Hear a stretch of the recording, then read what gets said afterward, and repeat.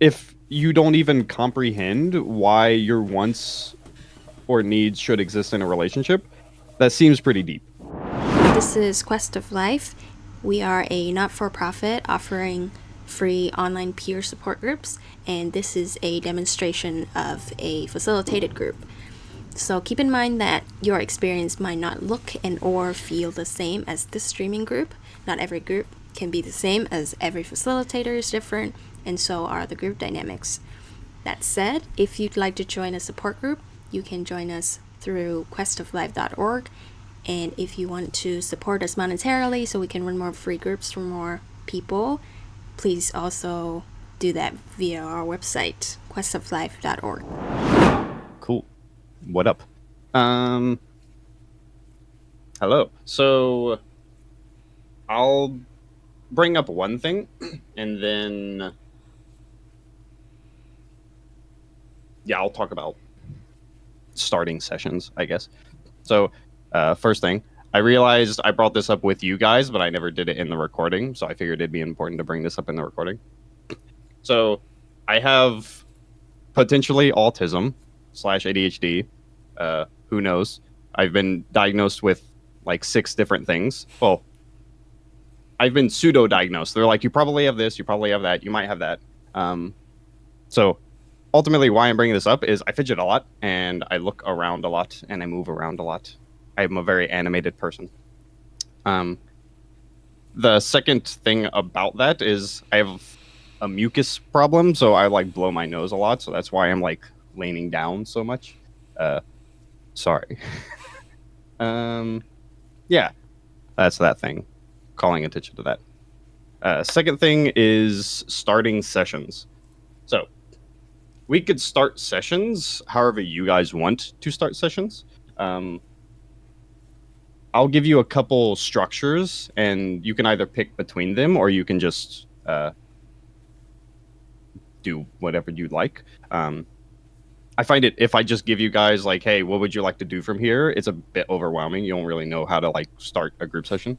So I'll give you a couple. First one is usually there's some sort of a check-in. What a check-in is just you are checking in with each other around like, how was your week? What are you feeling this week? Is there something you want to talk about? Just a general, trying to not use check-in in the definition of check-in.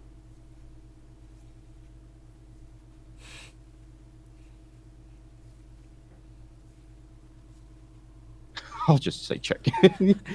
You know what checking in with a person means. Yeah, so we could do a check-in.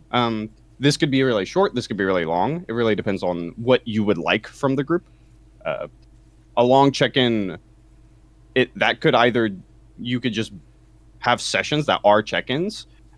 Those are fine if you want to do those. We can do shorter check-ins. We could do like half the session as a check-in, half is like a topic / diving into an individual person. Yeah. So starting the sessions, they can start however you want. There tends to be some sort of a check-in though. So like, just how are you? Yeah. That's my my starting session spiel. I like Any? Sorry. Go for it. Oh, I was going to dump it on you guys regardless. I like the idea of short check-ins. As just a way to see like what everyone's interested in, and then we can figure out where to go from there. Which might still be like, let's do a long check-in because it sounds like there's a lot going on, or we can just pick a topic.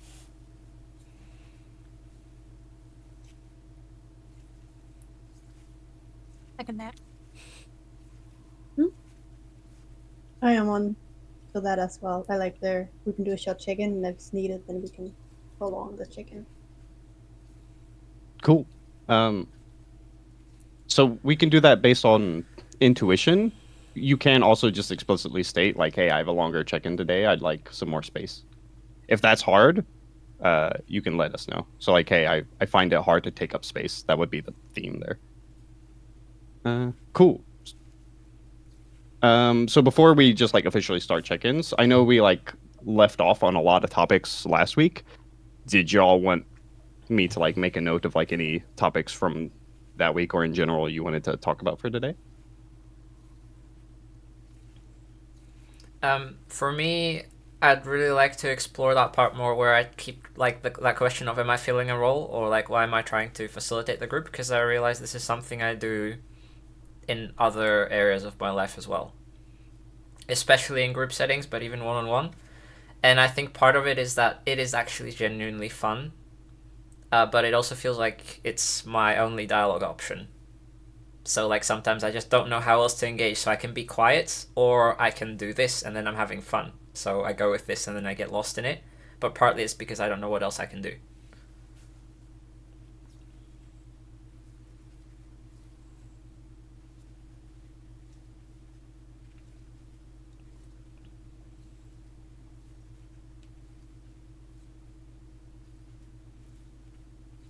There was a question, Tom's question last week. I didn't answer, but I don't think my answer would lead to anything deeper. I don't know where it could go. Yeah, but I have a short answer for that. I'd like to hear it. Same. Do you remember the question, or would you like me to repeat it for you? Oh, you have it. Yes. Yeah. I'll take it. The question was, what would happen if you do not have a role? I don't have a reason to be there, so I won't be. So you would leave the group or leave the place where no role was there? Yeah.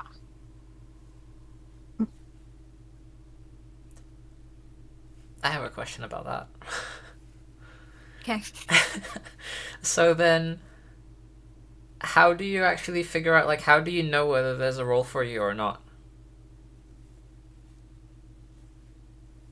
I try.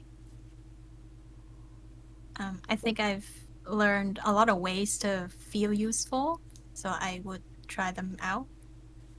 And sometimes nothing I try works. And that's when I decide that, okay, maybe I'm not needed here.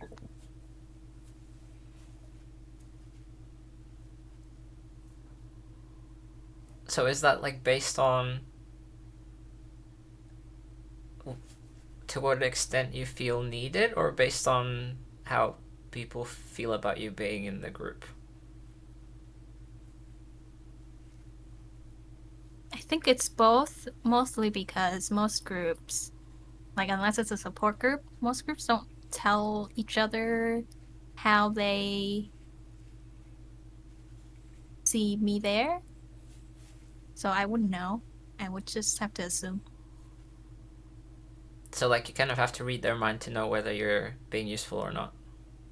Yeah.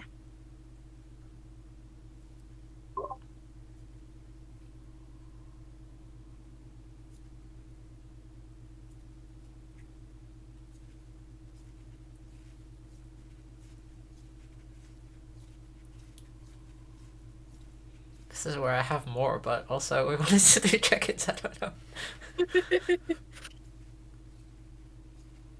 Yeah, where do you want to go from here?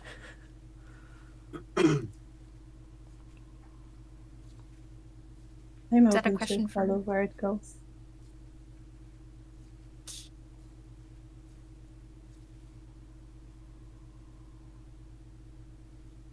Will this just be me? I don't have a preference. Okay, then I'd like to do check-ins, I think, and we can come back to this if after. That would be my preference. Cool. Tom, start check-ins. Okay. So this week has been short, but good. And it's been good because I still, like, all the stuff that I talked about last week is still there, so I still feel pretty, like, free from judgment, or like I don't have to live up to people's expectations. And especially yesterday, I'm in, like, this coaching training, and I volunteered to do a role play like in front of the whole group, because normally we do it in smaller groups, and it was also supposed to be with like a difficult client. And normally that's exactly the sort of situation, like I would still have volunteered, but afterwards I would have thought that everyone hates me because I did a terrible job. And yesterday that didn't happen at all. And like I think I did fine, but it was far from perfect, and it didn't make me feel like I'm not supposed to be there. So that feels very exciting. And I'm also really excited for this group. And in terms of topics, it would just be what I said earlier about like help me figure out how I can participate other than in the facilitator role. Pam, would you like to go next? Yes. I'm not quite sure how you should do the check-in. Can you help me? Who is you in that statement or question? All of you, I guess. Cool. Just I'll go last. anything. I mean, in our groups we do the something that went well, something you struggled with. What would you like to talk about? So I guess that's one way. Or like what I went for was just a more general like how's this week been and topic. Okay. Well, I would say my week has been well.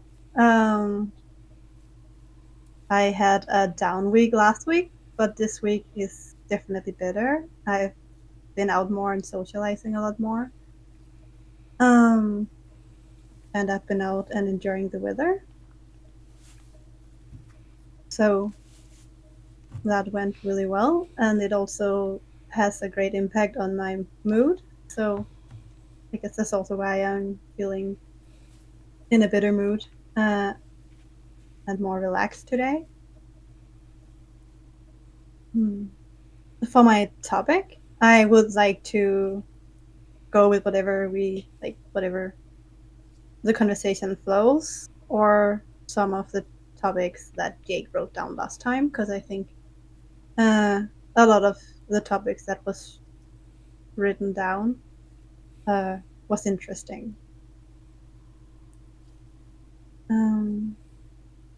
I guess I'm feeling a little tired, and that's also why I'm going with the flow, because then I don't have to think that critically, but I'll definitely do my best. Sending it forward to Anne. Okay. Happened this week. I'm the opposite as Pam. I feel not as good this week as last week.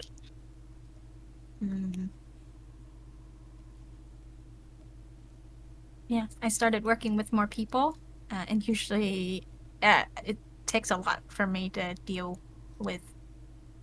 I don't like the word deal, but figure out how to work with people. Yeah, and I know the process is I'll just have to talk more to that person, but like in the meantime, my brain goes to all of the scenarios. Today, yeah, so and I'm excited for this, what we're doing. So that's fun. Topics wise, I have a list, but I don't know how to pick. So I'm thinking that I would also go with however we organically get there, and then I'm sure it'll get back to my list. Yeah.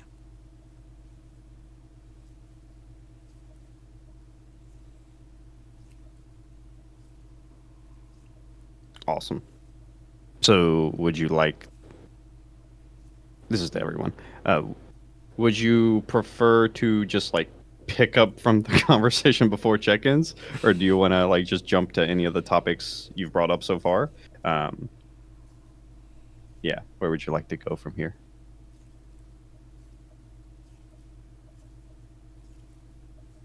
I feel like we have two starting points already. One is what I was talking about, and then two is Tom's topic.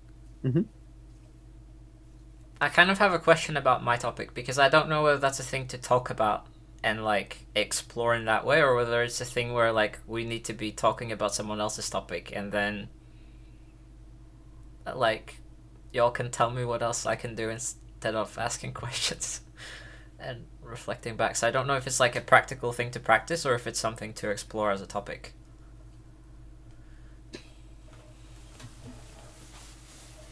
What do you think? Do you That I'm want? hearing there's two ways. The one is kind of doing a deep dive, or like using the session as a training ground for noticing patterns from Tom. Is that correct? I think so.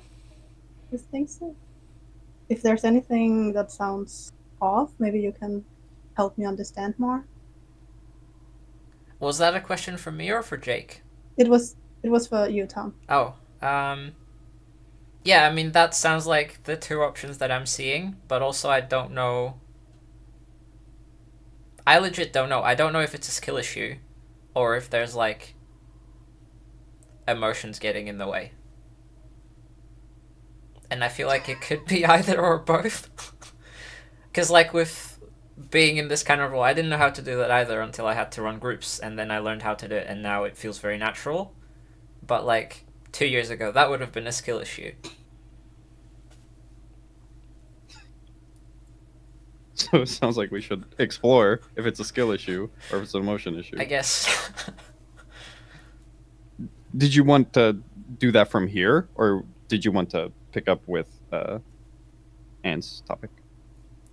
I'd like to get to it, but I don't mind when. Cool. Yeah, I'm thinking about Tom's topic. Do you relate? I think I'm not understanding clearly what you had mentioned, but I'm thinking of actually since I learned facilitating skills that I feel like I have more options on how to connect with people. Before that, it was a skills issue. But so now I'm curious if you've always had these skills, or what were you doing before?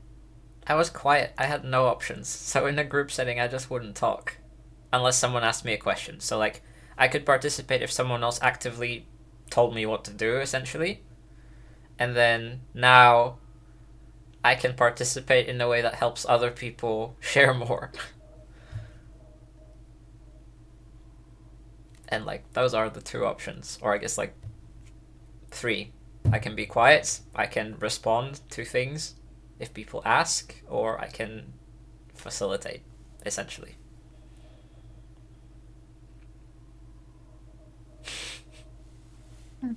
I feel like I do that too. Do I also have your problem? What do you think? That's such a. How dare you? He's jumping on that. That's such a therapist move, I swear.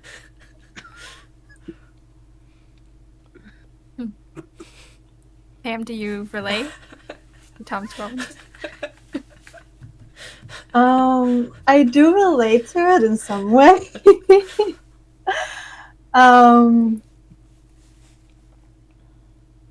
But I do not understand like all of it.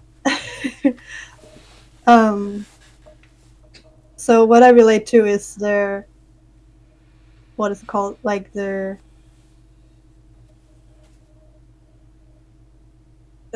like when I'm missing English words here. The problem with not knowing if it's a skill issue or an emotional issue. So I guess that's what I understand and I can relate to, but the specific scenario or situation that is described is not something I necessarily relate to, but I do observe. I guess what it makes me think about is it makes me think about, I heard the three options, and I would say a fourth option could be what is called small talk. Um, and I was just like, yeah, it just popped into my mind that there are more options than the three options. I'm not good at small talk myself, but I am starting to recognize the impact of small talk. Like, it feels, to me, small talk feels like, oh, it's just empty words, it's just people talking that make it's like it's nonsense. It's not amounting to anything. But going deeper into it, I start to value and recognize that the small talk is small bits for connection, and that's the whole value in that. Um, yeah. What do you guys think about hearing of that? I think that makes sense to me, like in a real world scenario where, like, if I just meet up with friends and we're in a group and are trying to have a conversation, there it makes sense to me.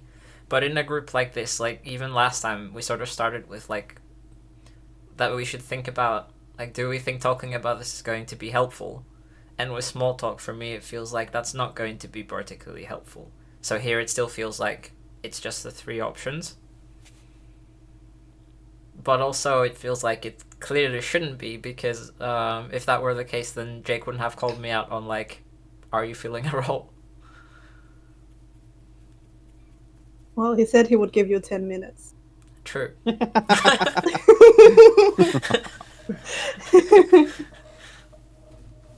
That sounds like you optimized for helpfulness. So facilitation does that. I suppose, yeah.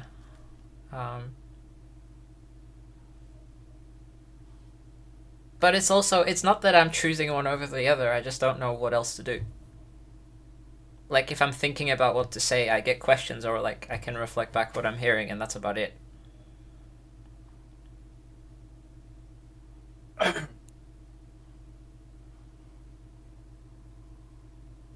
I have a question, and I'm not sure if that's a solution question, but I think it is. Would you like to hear it?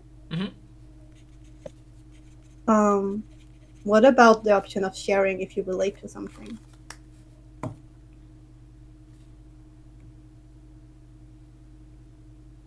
It's very hard to notice that. So the more I'm listening to what someone else is sharing, the more I lose track of what I'm feeling, to the point where, like, if someone asks, like if Jake were to ask, like, does anyone relate? I have to, like, really stop and actively think, like, do I relate? How do I relate? And then maybe I can come up with something.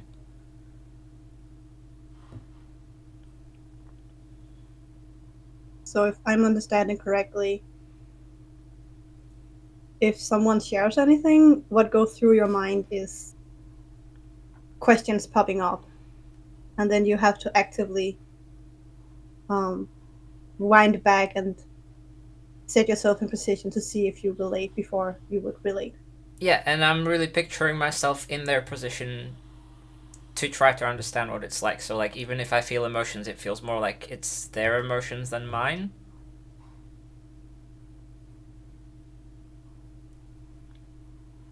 And then I have to, like, take a step back and, like, actively try to refocus on my experience to be able to relate, or, like, have anything like that to share. But then it also feels like I'm making the conversation about me, when, like, I also want to try to understand what the other person is sharing.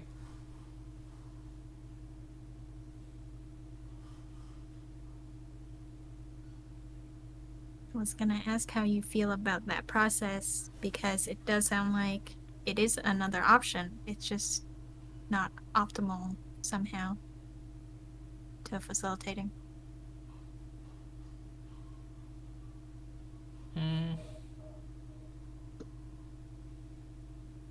It feels completely unimportant in the moment, because I have questions that I'm actively curious about.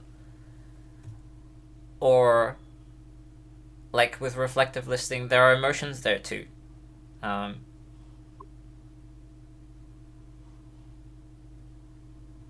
and, like, it's kind of another way to ask a question as well. Maybe even more open-ended than asking a question would be. So it feeds into that same sort of, I don't know what,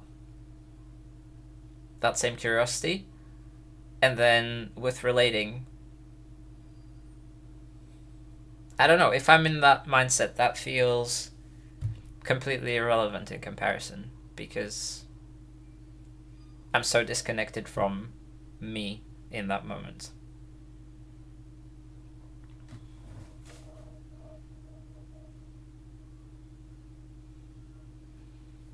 Jake, you said I can loop you in, so I'm curious, what do you think? I have so many thoughts. What do I think?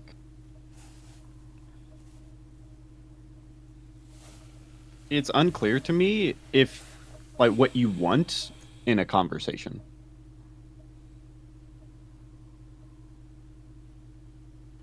What do you That's mean? my main thought.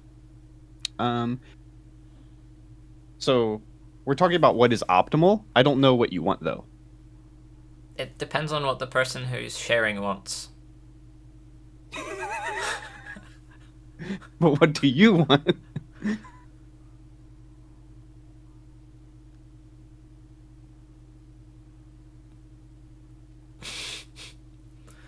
I don't know is a valid answer to this, by the way. Yeah, I don't know if that question even makes sense to me. That makes sense to me. Yeah, that makes perfect sense. Okay. Can you explain that? I don't know if I can. Let me think. Why does it make sense that Tom doesn't? Yeah. Yeah. Let me try to explain before just jumping. I don't. So this is my opinion. Feel free to revoke, dismiss, whatever I say. So when you talk, it sounds like there's a lot of focus on optimizing things, and that doesn't sound like something you want to do. It sounds like something that it's like the only option. So when I'm asking, what do you want? You're like, I don't even comprehend that question because there's only one option. What do you mean, what do I want? What do I want doesn't matter. Mm-hmm. Yeah, and So that's especially why it makes sense to me. in like a support setting. If someone else is sharing, it feels like I'm supposed to be there for that other person, so it depends entirely on what they want to get out of it. And then maybe like I can decide whether that's something I do or don't want to offer, whatever they ask for. But it feels like that's entirely like whatever they ask for is entirely up to them. And then like if I'm the listener in within that conversation, then I should follow their lead.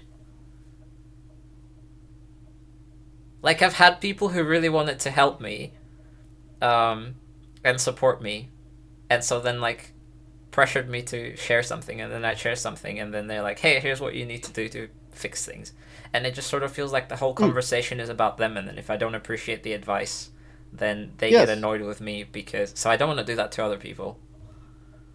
Yeah. Just as like a blanket statement about this, I can foresee this getting pretty deep. I don't know how deep, but if you don't even comprehend why your wants or needs should exist in a relationship, that seems pretty deep. Mm-hmm. I'm cool exploring it, but I just wanted to like point that out. Like if you want to like say, "Hey, I don't want to explore this," that's cool too. It sounds fine. I mean, I don't know where that would go, but sounds fine as a starting point. Okay. Also, I think to clarify, it's not that I don't think I get to have wants or needs. Like, if we're talking about my stuff, then I feel like it's okay to have a preference. But it's just like if I'm there to support another person, that's where it feels like it should be up to them. So there's like a very clear distinction between what the roles are, I guess, in my head.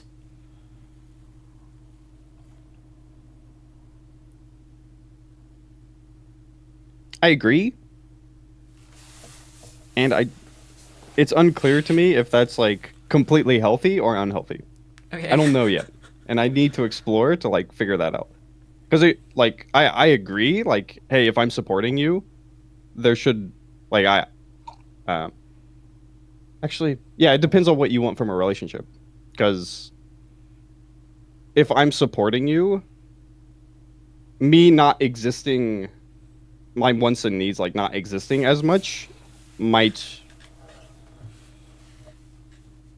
how do I word this? If you're a therapist or like a coach or like someone like where I'm a pure support, yeah, your wants and needs don't matter. You have to keep DPS alive. Mm-hmm. But if you're not in that role and it's like a friendship role, things get really murky and stuff like that.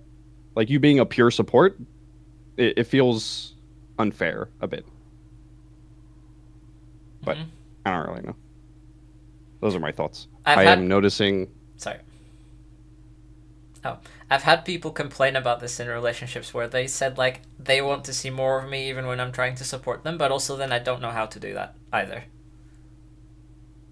Because internally, like, there's no impulse to share when I'm trying to be there for another person, because it feels like it's not about me. So then if they ask, like, do you relate, then I can probably find something to relate to, but, like, there's no want to make it about me in that moment.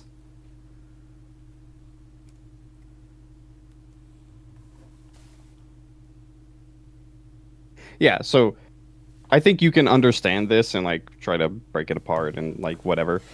You can also just like avoid this whole thing by just by dumping it on the other person really consistently, and like just having your relationships know like if I'm supporting you, it's like a one-sided support, and you would have to bring me in if you want my opinion.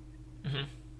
But if you don't want to do that and you actually want to like understand it and like break it apart or whatever, that would require introspection and exploring stuff. Maybe both.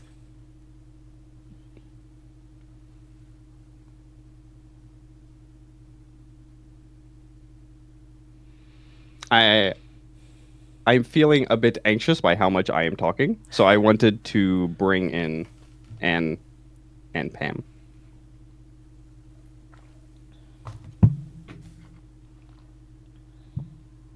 Yeah, I don't know what the exact question was, but I was thinking along the lines of friends versus support groups kind of setting. Because friendships, I mean, there's a supportive element, but that's not my whole role. I'm not your support person as a friend, per se. So I'm thinking of like if there's relationships where I don't have to fill that role, like I don't have to be supportive. Maybe, I mean, like, if they have something they need support with, then I'm supportive of them, but in that session. But then what about when they don't need support? Then what's my role? So I was thinking, yeah, if you have had that experience where you just there was no support role for you to fill, then what do you do? Mm-hmm. I don't think I would frame it as a role, but to me it feels like I need to know like what the objective of the conversation is. Like, what are we trying to do here? And then I know like how to contribute to that, or like there's a direction. If it's just let's talk and like there's nothing to talk about or work on. So like if we're working on a project together, that feels great and exciting because there's a clear thing that we're trying to figure out. Or sometimes if it's like I saw a really exciting video and I want to share it with someone, like that kind of works, but there's a clear objective there too, because it's like sharing some information that I've learned and I want to hear the other person's thoughts, or maybe like I just think they'll find it interesting. But if I don't know what that objective is, then it feels impossible to engage. I'm curious what you think about this because I relate to that. I need like a project or a goal in mind for every interaction I have with someone. I have to figure out the agenda. The advice I've got from my partner is to try to enjoy the interaction. So if I hang out with my friend, it's my job to figure out what I'm enjoying in this moment.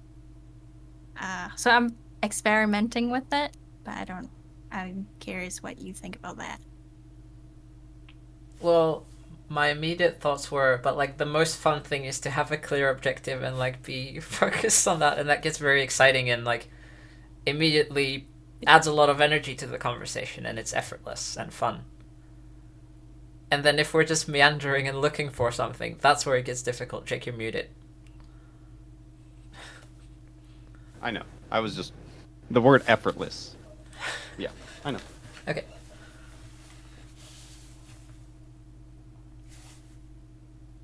Pam, you have thoughts?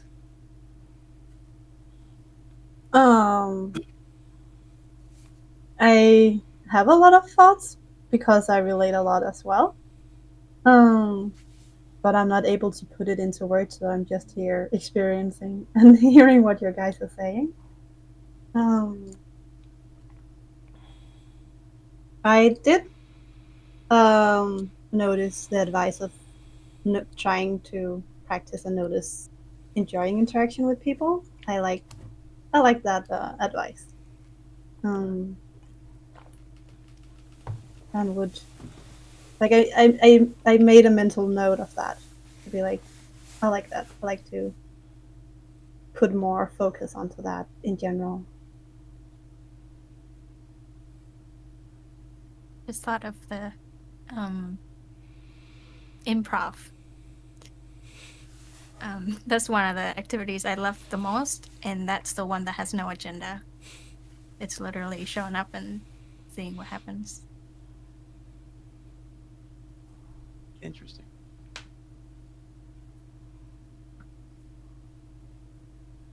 I'll just read what I wrote. It's easy to fill a role when it's clearly stated. Mm-hmm. Also, when the role is, hey, there's no role, it makes sense why you would feel free, Anne.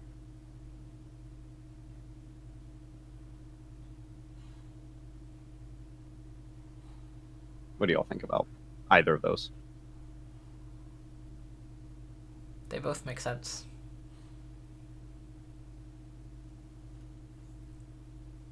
Do they resonate, though?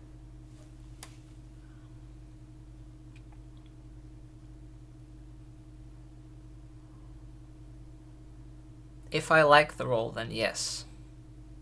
It could be clear what the role is, and if it doesn't fit, then I'm gonna hate it.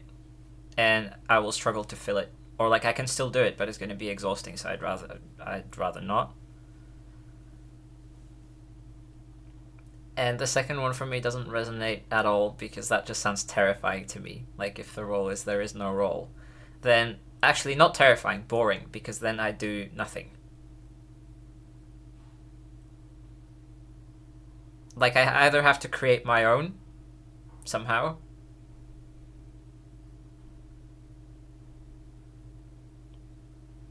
otherwise it feels like there's nothing for me to do.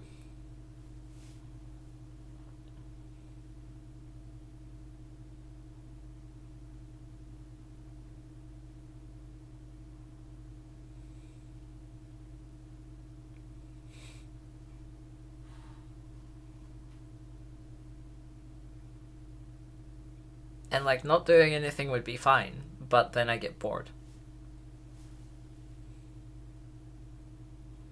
What do you mean by bored? And then what? Yeah.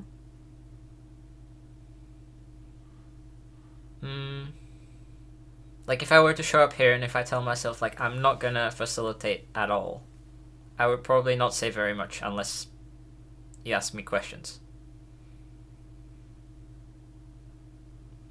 Or like, well, or I bring a topic and then the objective is I want to figure out something, then I have like a personal goal direction. That's kind of different, but that's still a role. Or some kind of like thing that I'm trying to achieve. But if I were to just show up to like see what happens, I would probably just end up listening unless someone actively loops me in, and then I'll respond. But like, there's little.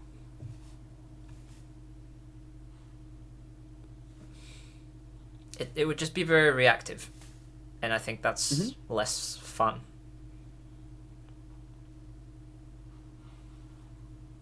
But like, it's not that I'm anxious to say stuff. My brain just doesn't generate stuff to say. I don't have a direction.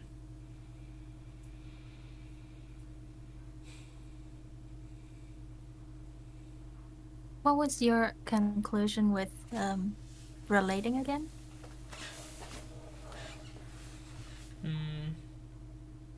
Oh, unimportant. I remember.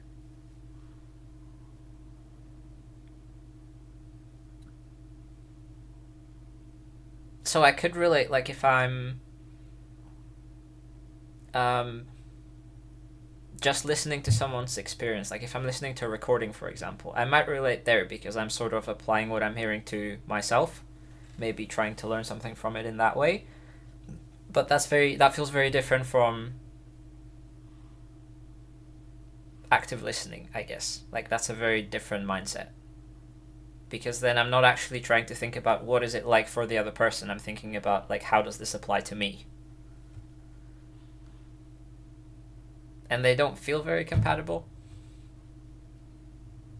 I have a question. I'm not because I'm not sure I understood. But for you, active listening is about what the other person needs? Not necessarily what they need, but what their experience is like, and doing my best to understand it from their side. Yes. So, like, I And I think about understand again. what's it like for them rather than what would this be like for me. I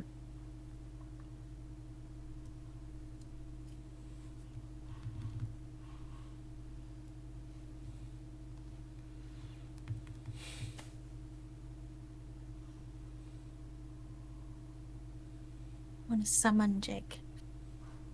Okay, cool. I can imagine why you're summoning me. This feels difficult. I understand. So I have a couple directions to go with this, but first, Tom, do you have any directions that compel you with this topic? Whatever you said that it feels like it could go deep. I don't know what that is, but Let me find the question. One of them is, so just let me know whichever of these hit. One is the reason why I said that is the fear of existing in front of people, or like having once in a relationship. Like, what are the consequences of having once in a relationship, essentially? This one, I don't think this is a whole other thing, but the fear of wasting time, maybe. Like, that sounds like the boredom thing.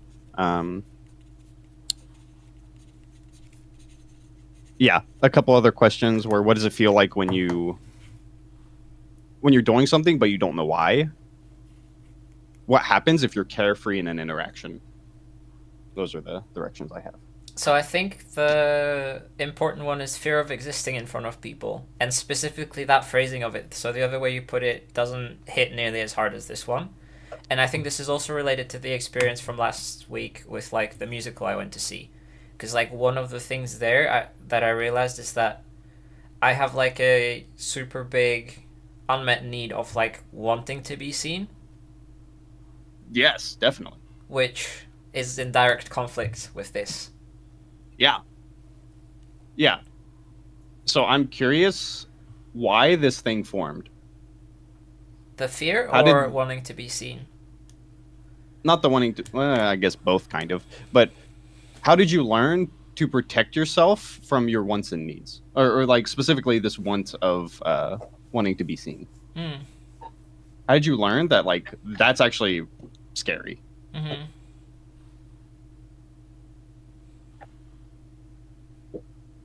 So,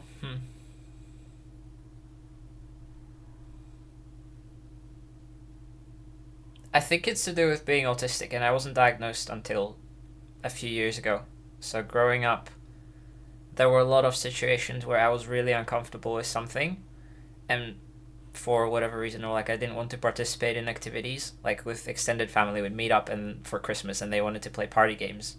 And everyone had a great time, and for me it felt like torture. Like, I did not want to be doing it. And so then I either have to pretend, and then I'm really not being myself, but then they're happy, or I can push back and then everyone's annoyed with me, or like I'm ruining the fun for everyone. So, like, if I'm true to myself, then people don't like it.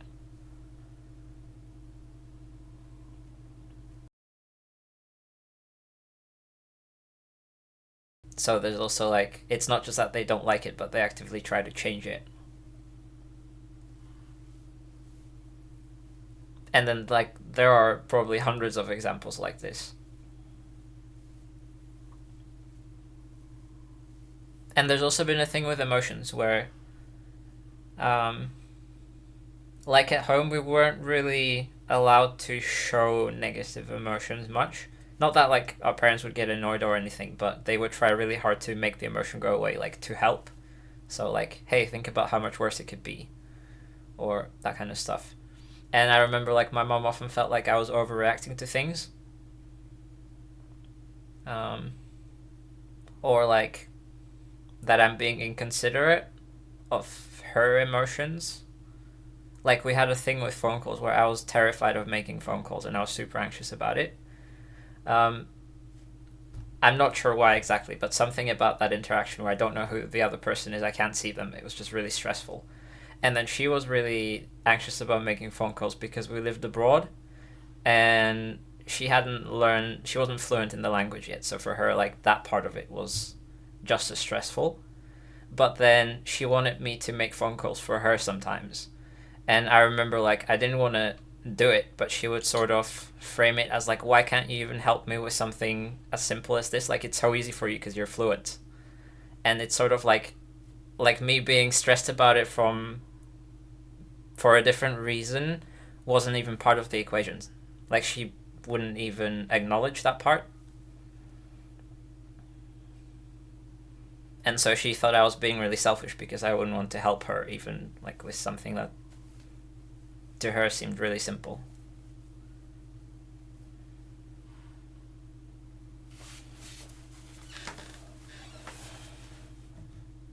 So I feel a lot hearing that. I'm curious, Anne and Pam, what do you guys feel hearing that? I feel a lot as well. If you want to hear it. For me, I'm feeling. I guess I'm feeling kind of frustrated with the mother and how she handled the situation because I think it's insensitive of her to put that pressure on you. And I understand for you, their stress, like the stress and hard situations for you in that situation. And it sounds like she's projecting her insecurity onto you and telling you that you should do it because, like, and then I would call emotional blackmailing to be like, why can't you do this for me? Yeah. Why couldn't she do it for herself? Like, why couldn't she do it? Yeah, that's where my conflict and frustration comes up. Yeah, also especially because like the only reason I was fluent is because like I had to go to school where I didn't understand the word and I just had to figure it out and be stressed there. So it's like the same kind of situation that I had to go through and she didn't want to go through. Yeah, mom's needs are more important than mine. Yeah. But also to some extent in her defense, like I know I also have a thing, well I didn't know until very recently, but like I got so good at hiding what I'm feeling that like even when I feel like 9 out of 10 whatever emotion, people tell me that it looks like a 3 at most, so like I look fine even when I'm really really not okay. So it also makes sense why it would not seem like such a big deal. Like I probably felt much more anxious on the inside than she could see.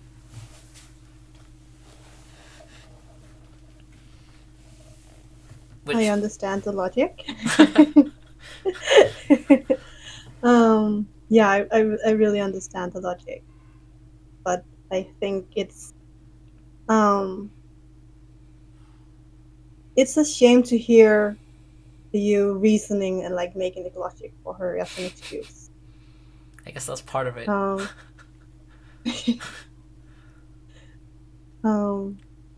Yeah, like it's still part of it that it's fair. Like it makes me, from an outsider, think, well, you also learned that behavior before that happened. Mm. Um, so I think, and that's why I think hearing it is I don't know how to put that sentence together, but I think it's a shame to hear you reasoning it that way, because it also, for me, pushes away the history that would happen for you to act that way in the Mm. situation. I'm worried about like people judging her for it.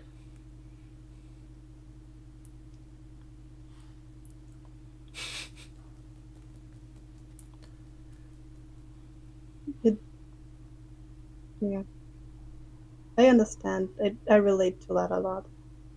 Mm. And it's worse here because she didn't really like sign up for this.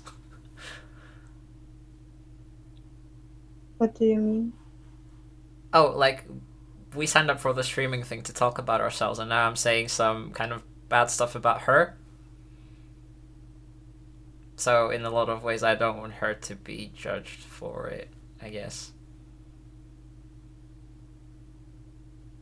Hmm.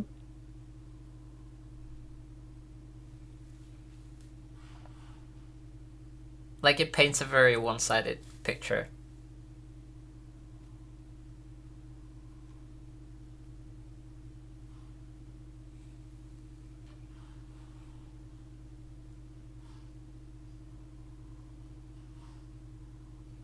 My only words is that I relate, and I don't know how to put into words, and I don't know what to say, but I understand.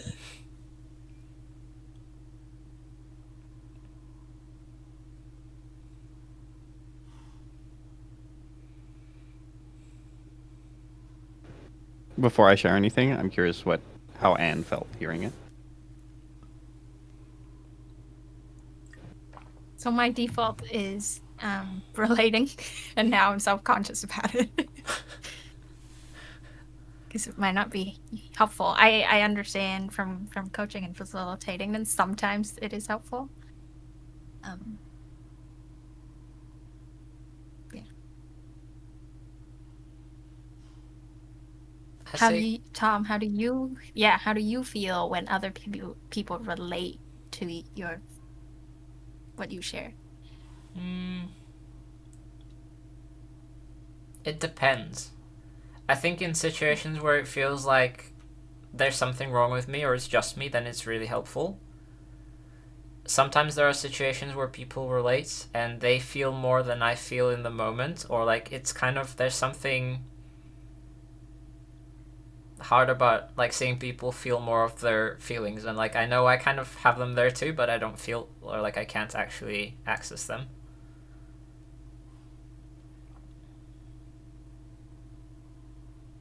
And also if I see that someone else is feeling more than I am, then it feels like we need to switch and like I should jump into support.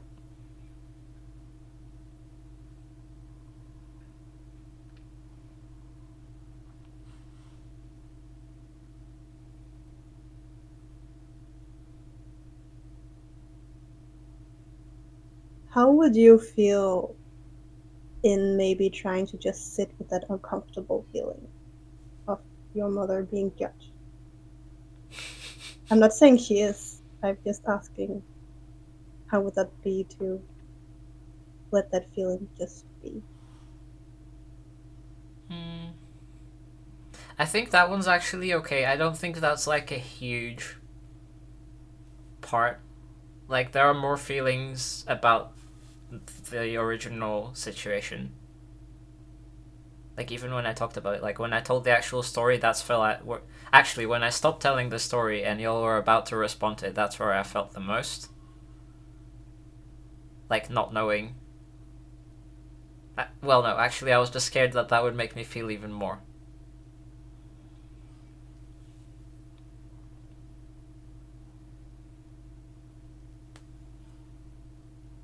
And then if there's silence, my brain starts thinking and doing stuff. So that's where I was like, oh, hang on, maybe I should like say something nice about her as well, or like.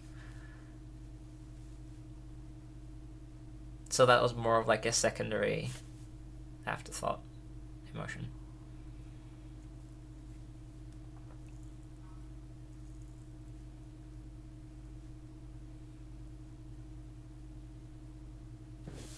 May I take over for 5 minutes? That's scary. Cool. But yes, go for it. What's scary about it? Because you're going for 5 minutes. That sounds like you... I don't know. Again, what's scary about it? What am I going to feel? That's the scary thing. Yeah. Let me know if you're like, we need to stop. No, it's fine. But yes, I will. Okay. I don't know if I can trust you with I don't know if you'll actually... Because I think... I don't know if this will make sense. I don't know if you know how to respect your own consent. I think that's a valid concern. But also, like... I can edit that out if it feels like it's too uncomfortable to share with other people. And I feel comfortable with the three of you. So I think it's fine within this context. I'm not 100% sure about, like, other people seeing it, depending on where it goes. But, like, worst case, I will edit it out. Okay, that's valid. Would you prefer me to start with observations, questions, or empathy? Can I leave that up to you? Sure. You're very protective and very caring. Of other people? In general. Okay. That was like one of the things I felt when you were... it was more in the last conversation when Pam and you were talking. I felt more like...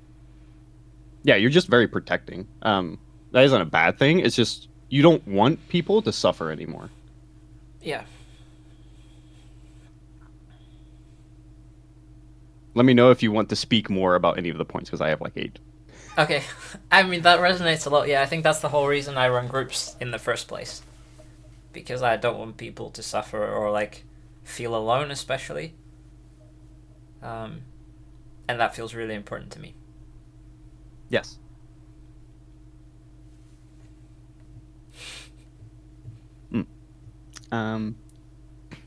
I'll do empathy next. Okay.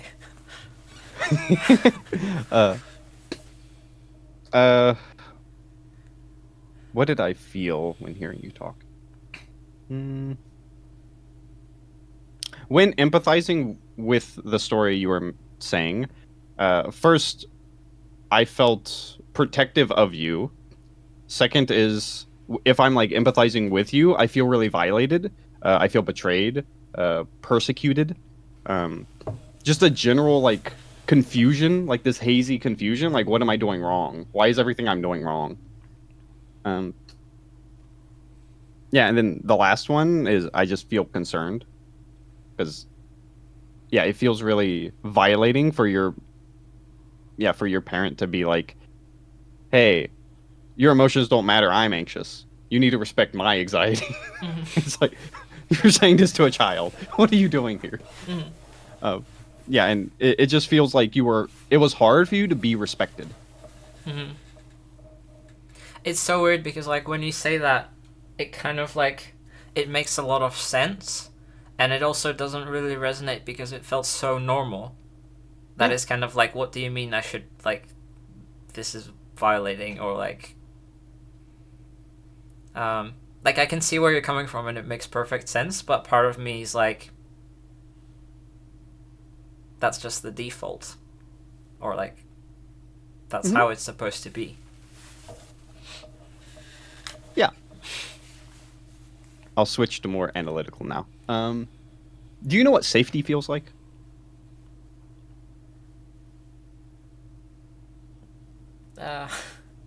Emotional, right? I think. I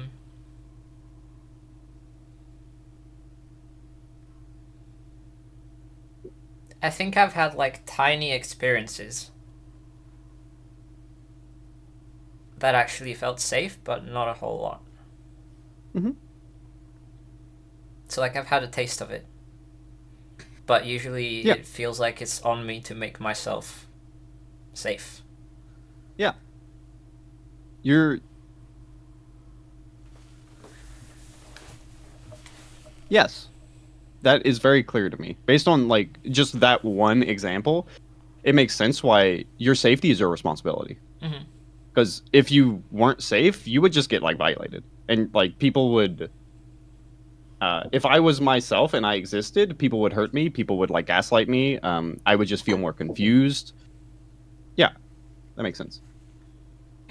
This Second, feels kind of sad to hear. More than when you were actually naming the emotions. what's sad about it, or why is it resonating? Because it's a lot of work and it's kind of exhausting, and then because I've had a taste of what it's like to actually feel safe to another person. Like, I crave more of that so much, and it feels impossible to get. Yeah. Yeah, that really sucks. It sucks to have hope. Because Yeah. once you like taste it, you're like, oh my god, chocolate cake exists. Yeah. And then you're like, I why had a- am I not getting chocolate cake? I had a conversation about this with someone recently where I was literally saying, like, I think hope is actively unhelpful. Yeah.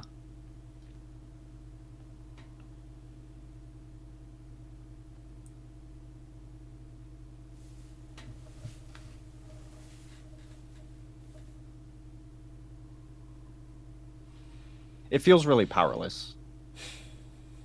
Because like you really have no control over your own safety at that point.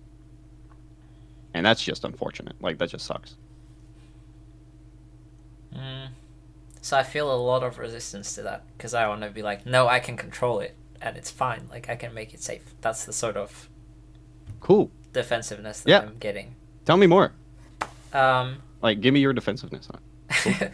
yeah, well, so it's the part where, because I've made it safe for myself in like 99% of situations. Like, that's the whole thing about not showing emotions and shutting things down. And I guess like also not wanting to show myself to others, or it's more about emotions than anything else really. Like I can't show people what I feel because that would be unsafe, but if I can keep it hidden, then I'm fine. Okay. I will give how do I want to say this? To me that feels like you aren't safe, you're safe enough. It's like there's a healing fountain versus like the safety hub. And you're like, yeah, I have the healing fountain. It's right here. If I take damage, I could just like revert. But you're never like fully safe based on that example.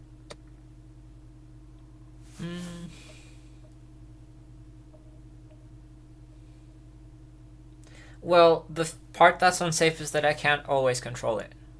Like sometimes I will show emotions even when I don't want to, and that makes it feel unsafe. That's where the risk is. Like if I can keep it hidden, then it does actually feel safe, but there are other costs. Because if people don't see the emotions, there's nothing they can attack. Yeah. Yeah, so I think I'll kind of make an assessment of this, and then I'll just like hand it back to the group. So what was the assessment I was going to make?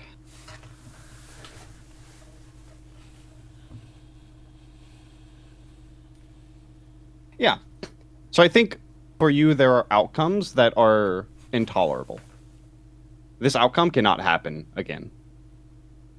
So it makes sense why you would be very avoidant and like you would navigate situations a lot because you don't want to like fall in lava.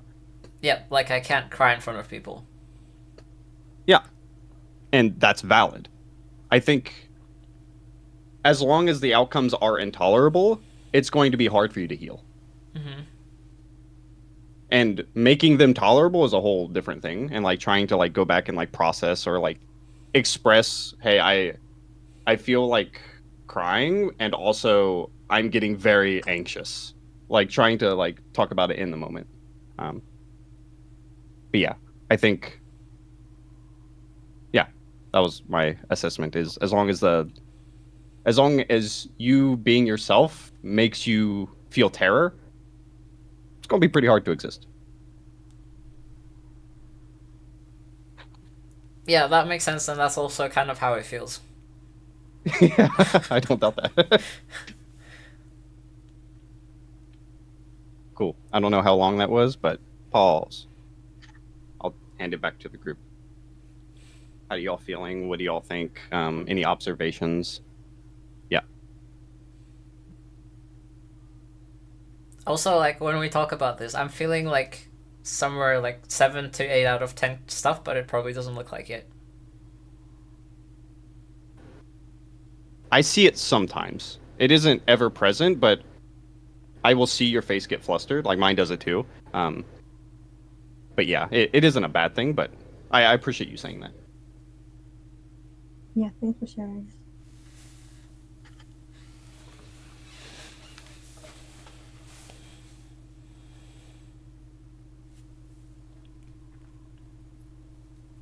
So, thinking wise, I think I couldn't figure out what to ask because the math is mathing for me. Like your experience makes sense how you feel now. And then feeling wise, it's relating. Yeah.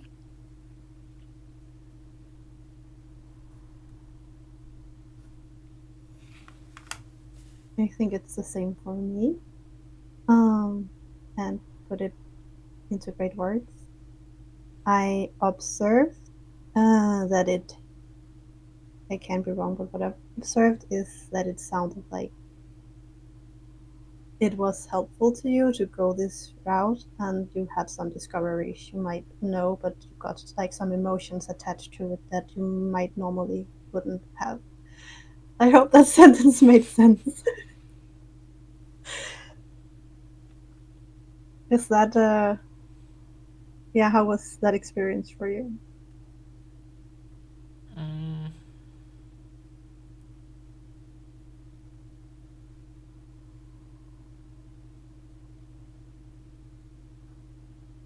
Yeah, I definitely felt very okay. It was very uncomfortable. I definitely felt a lot of stuff, and I don't necessarily know like what exactly I'm feeling throughout. Um, like this feels like a really risky conversation.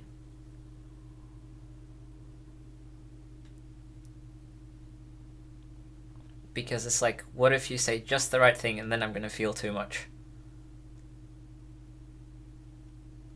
Or just the wrong thing, depending on how I look at it.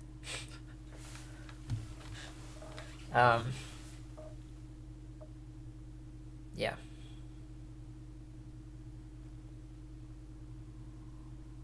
But then what am I supposed to do with that? What happens if someone says something that makes you feel too much? Then I can't control what I'm feeling, so like I might show more of the emotions and then people get uncomfortable and try to stop me from feeling it, and that's where I feel completely helpless and like violated, attacked, and unsafe. Like if I can't control what I'm feeling and it bothers them that I'm feeling it, then there's nothing I can do to change the situation. And then if they say anything more, especially if it's designed to make me feel better, it makes me feel even worse. So it's just like a self-reinforcing loop. And then I feel really ashamed.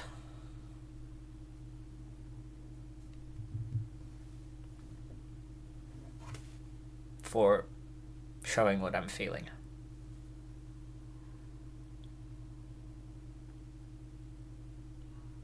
I'm curious if this statement resonates. I thought I could trust you. I'm so stupid for thinking that? Like, what's wrong with me in those Like situations? someone saying that to me or me feeling that No. way? When you feel ashamed, Mm-hmm. like when you notice, oh, I share too much.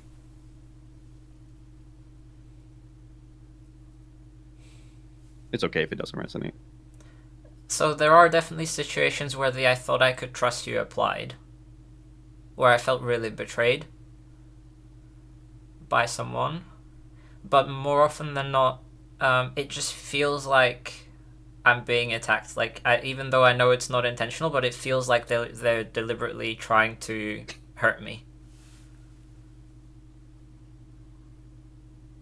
And that doesn't add up with the like I thought I could trust. That doesn't feel like betrayal. It's like a Intentional maliciousness. yeah. Although that doesn't quite resonate either. It's maybe because if what I'm feeling feels so out of control, then I have zero capacity to even think about the other person, so whether I thought I could trust them or not doesn't matter anymore. Yeah. Like, I'm just lost in what I'm feeling, and then I don't even care, like, who's adding fuel to the fire or what exactly they're doing, because I'm just, like, trying to not burn.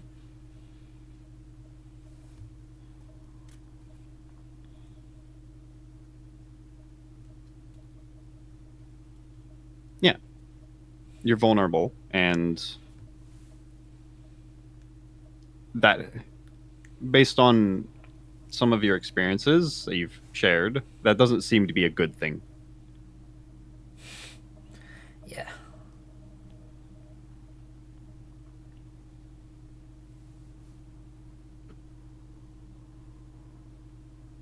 Also, it feels like your feelings are either in control, like you're in control of it, or all of a sudden it's just out of your control. There's no like Mm-hmm. in Exactly. between. Because the more intense they get, and if it starts feeling like, okay, this is quite a lot, then I think I'm very good at toning it down. But it's still kind of there, and so like if it hits a critical point, I Mhm. just lose control. So it does feel like it goes from okay to like overwhelming very suddenly. Yes. And I think it probably also looks like that. Like, I go from being fine to like not fine at all.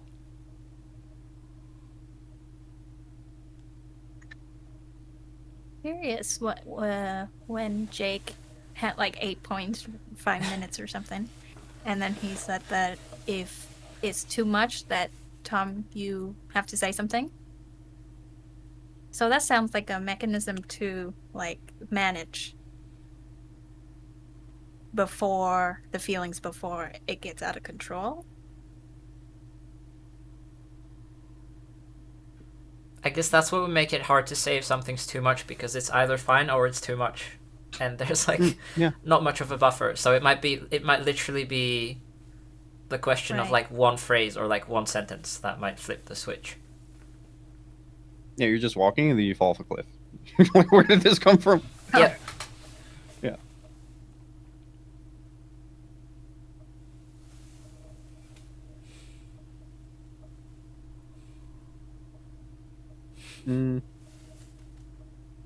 So we have about 17 minutes left. I wanted to. Yeah. Does anyone have any thoughts about this topic, or would you all like to pivot, or do you want to just like continue with this? Where would you all like to go from here? I'd like to continue. I I resonate a lot with the topic. So much that I don't know how to put it into words. Yeah.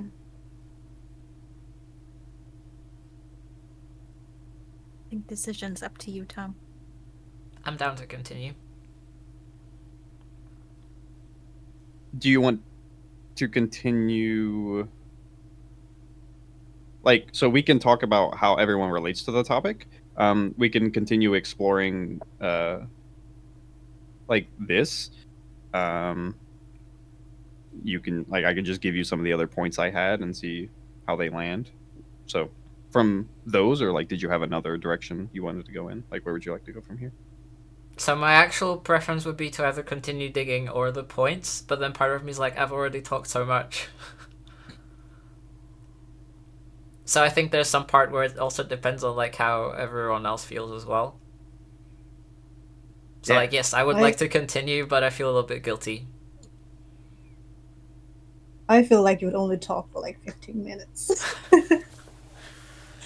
So from my side, no, like, you don't have to feel guilty about it. I don't need to get a reason. I just need to know that you don't have to feel guilty about it. Speaking of guilty, I feel like if we now switch to someone else and leave you hanging, I would feel guilty. Yeah, correct. Okay.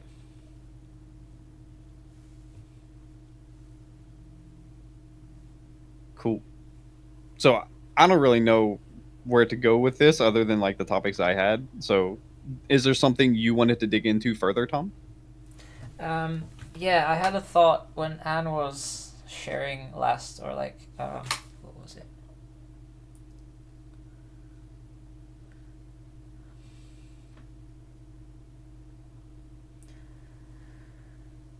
No, Jake, you said something about how this connects to vulnerability. Oh yeah, so like in those moments I feel vulnerable, and that doesn't feel safe, or like that doesn't feel okay. That's something to be avoided. And then I think also the few moments where I did feel safe talking to someone, those were also the ones where I did feel vulnerable and it felt okay. And they're also the ones I really want more of, but it's really hard to tap into because I've developed this way to like talk about things without feeling a whole lot. So, or even like I can talk and feel stuff at the same time without it feeling vulnerable, even though like it kind of should be. Like there's still something protective like that going on. Like in this conversation, I feel a lot of stuff. It feels uncomfortable, and we're going right to the edge of where like it would feel like too much, and it doesn't feel vulnerable. Yeah, it feels like it could go into that territory, but like the scary vulnerability version, not the good one. Yeah. I mean, you might know. I mean, at least for me, you don't really know me, so I think it's completely valid for you to be like, "Hey, I don't know if I trust you," and that's fair. You don't. Yeah. That's just But with me. that's I don't not know your gonna relationship with change. him. That's not gonna change until I actually allow myself to be vulnerable for the first time to see how it goes. Sure, but that's hard. True.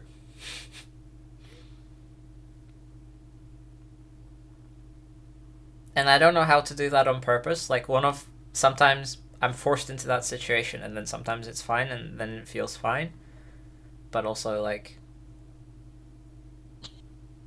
I wish I had control over it. Mm-hmm.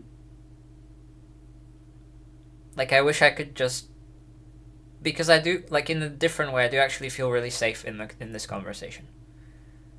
Like, I'm not actually worried about how any of you would respond to whatever I say. There's none of, like, that kind of calculation going on. I also feel quite strongly that you would be okay with whatever I'm feeling. And it still feels impossible to, like, drop that guard.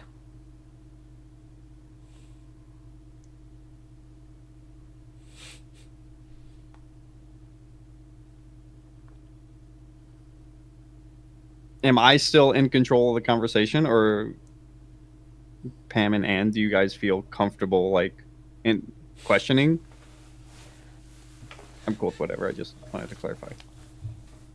I'm not comfortable with questioning, but I do have I did have a thought that I wanted to share. Like an urge to give a perspective, but I'm not sure if you'd like to hear it. My problem is that I like forgot the thought. Easy. It was yeah.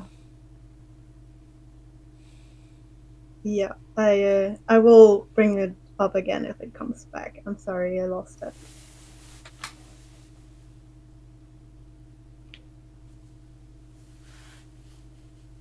I have questions. But I feel like it's just gonna go wide and not deep. Great way to say that.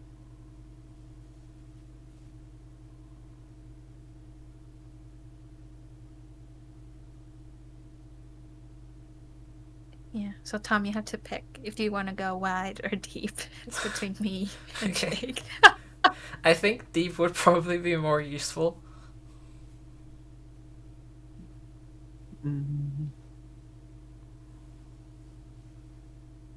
Okay. If you guys want to write down your questions or like your thoughts, feel free to. And then, like, I don't know if you like want to talk about that outside of the coach group or whatever. What was the last thing you said before I went meta? That, like, it feels quite safe in this group, and I still can't drop my guard.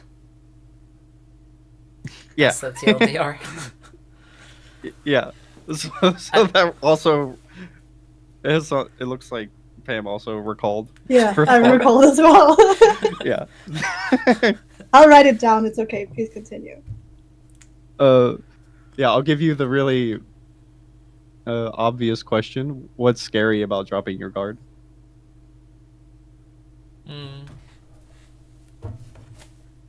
Well, because then I would feel vulnerable. And that's... I mean, actually, that's the thing I'm ashamed of. Like, I don't know whether it's being vulnerable or feeling vulnerable. Both. It's the same thing, actually, with physical injuries. If I hurt myself, I feel like I can't let anyone know. Like, one time I remember I accidentally slammed my hand shut in, like, our car door. And I didn't tell anyone until I passed... Well, I didn't tell anyone. I passed out a few minutes later. Because it just feels like I'm not supposed to let people see that kind of stuff.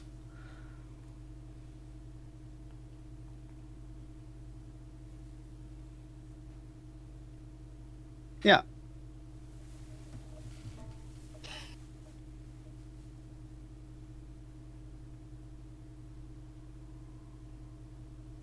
When you needed help, you didn't get it. So at this point, you try not to need help. Yeah, you're spot on. I am glad, because that sentence just came to me. I did not think it would resonate.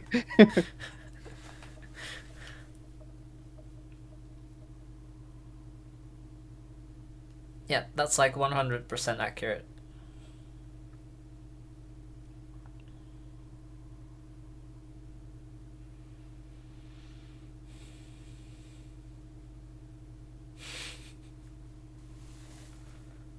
I'm going to write a question down.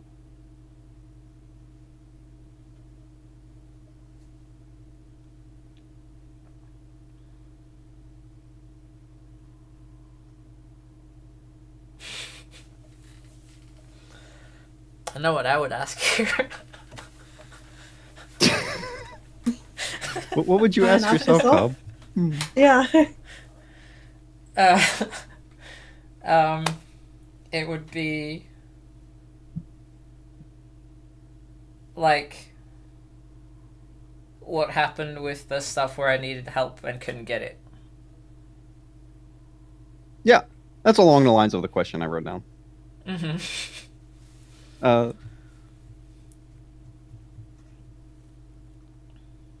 Can someone write that question down and then put it in the chat?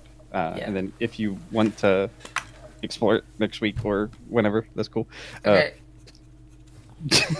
I will pause. Official pause. So Are the you question ready I yet, wrote. Tom? Yeah. Cool. Amazing. The question I wrote down is, how did you cope with being disappointed in the people who were supposed to help you? So how did you So when you needed help and you didn't get it, what changed in your mind?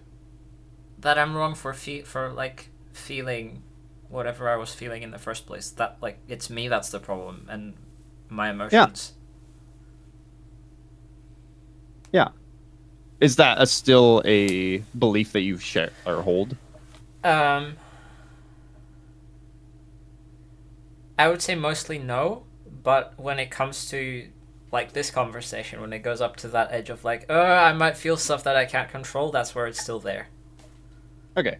So sometimes like I can still see it controlling me in a lot of ways. But I also Yeah, it feel sounds quite like strongly that it's okay to feel anything, and I'm actually quite protective of that as well. So like if people tell me I shouldn't be feeling something, I feel quite annoyed with them, and like I will push back against yeah. it. So it's kind of both at the same time. Yeah. Yeah. It sounds like you develop like a healthy form of yourself in your internal system, but also there's a part of you that's like deeply hurt still, and this like healthy form actually doesn't really pierce the hurt. Yeah, especially with other people seeing it. Like there are things that feel too real in some sense to Yeah. be okay to show. Mm. In practice. In theory, it feels like that would also be okay, but like even if I imagine conversations with people in my head, it's like, yeah, I can talk to my coach about this, it will be fine, and then we start talking about it, and like all the defenses go up, and I can't let myself go there. Like in one-on-one. I'm curious. So this is for future session or whenever. I'm curious how you think you heal that part. Okay. Cool. All right. Pause. How's everybody feeling? I feel it's weird, but I'm excited for this. I'm like, again, I resonate a lot, and I have some perspectives, and I think it's really exciting because I'm working on like something similar with myself. So I think it's really interesting to dig deep into. Yeah, and I guess I can also say that from a like safe distance because it's not me talking. But I'm excited, and I really appreciate the sharing. I feel glad that we talked about this. I feel very like seen and heard. I'm also excited to explore it further, and I feel disappointed that like I couldn't drop my guard more.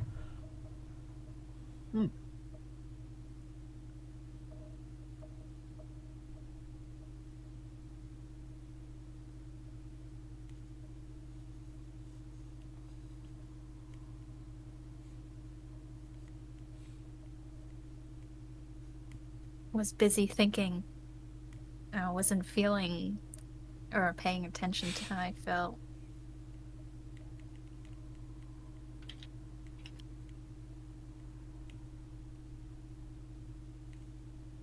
I think maybe the feeling is interested in how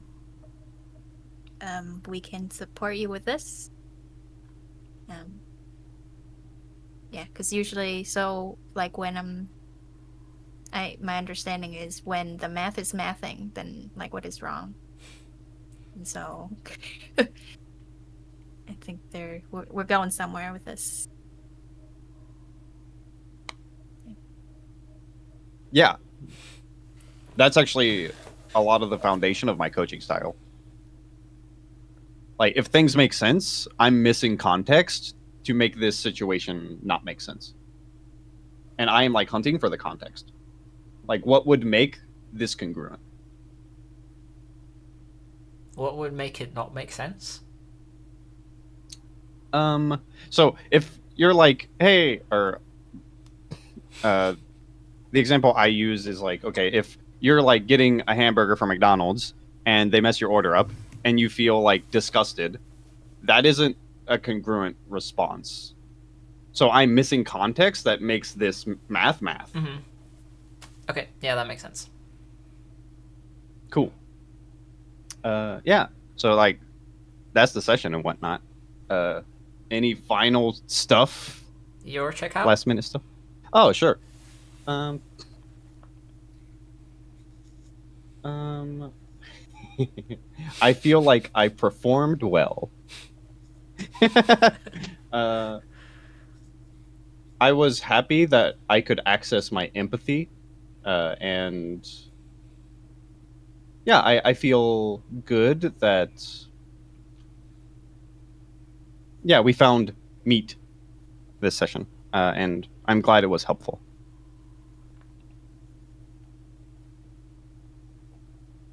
Cool. Rad. All right, that's it for the Quest of Life Part 2. All right, bye. See ya. Thank you for watching. Again, if you'd like to join a support group similar to this, you can join us through our website, questoflife.org. And if you'd like to support us with our mission, please consider donating and or volunteering.